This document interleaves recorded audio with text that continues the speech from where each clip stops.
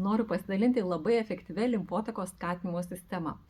Man atrodo, lyg ir nereikėtų, aš turiu batutą, bet visą laiką noriu pabandyti kažką naujo ir šiuo atveju, kas mane patraukė, kad po daktaro, kuris sudarė šitą sistemą video, buvo labai daug žmonių atsiliepimų apie tai, kad krenta svoris, kad jaučiasi energingesnė, kad savijauta apskritai geresnė, kad protas aštresnis. Taip kad pabandom kartu. Yra tik 2 taisyklės, kurių reikia laikytis. Mes aktyvinsim 6 taškus. Tai yra labai svarbu, kad tuos taškus aktyvintumėm būtent tokią seką, kokią parodysiu.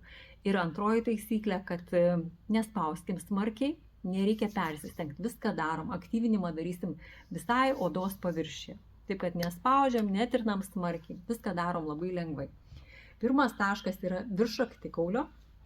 Tai tiesiog ir pabraukim apie 10 kartų pirmyn atgal, ar ratukus pasukim ir paplekšnokim.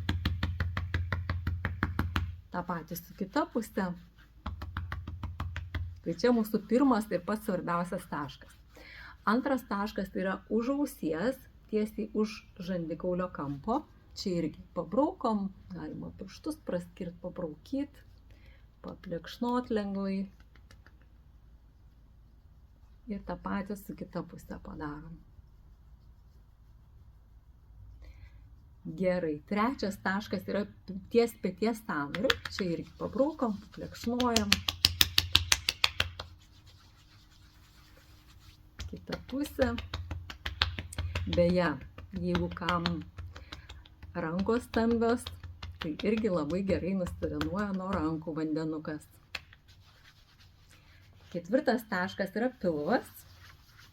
Tai šį pats taškas yra virš bambos, bet apimkim plačiau zoną, pabraukom, pasukiojam, paplekšnojam. Penktas taškas yra mūsų kirkšnis, tai nuo dubens kaulo iki tarpkojo, taigi pabraukom, pasukom ratukus į įvairias pusės, paplekšnojam. Ir paskutinis 6 taškas yra pakinkliai. Tai galite pasilenkę tiesiog. Irgi paplekšnuojam, pasukiojam.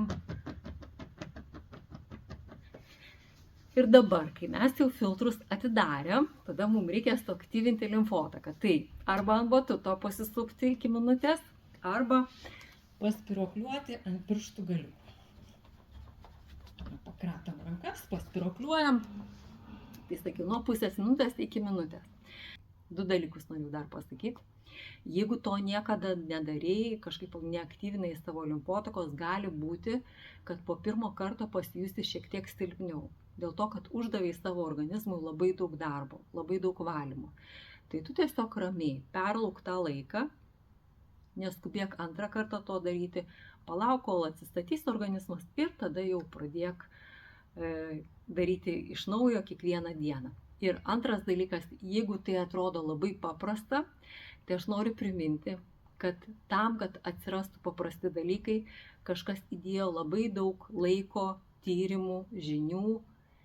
Taip, kad nenuvertinkim paprastų dalykų, geriau pasidžiaugkim, kad jie yra ir kad juos galim ramiai prisiminti ir atkartoti.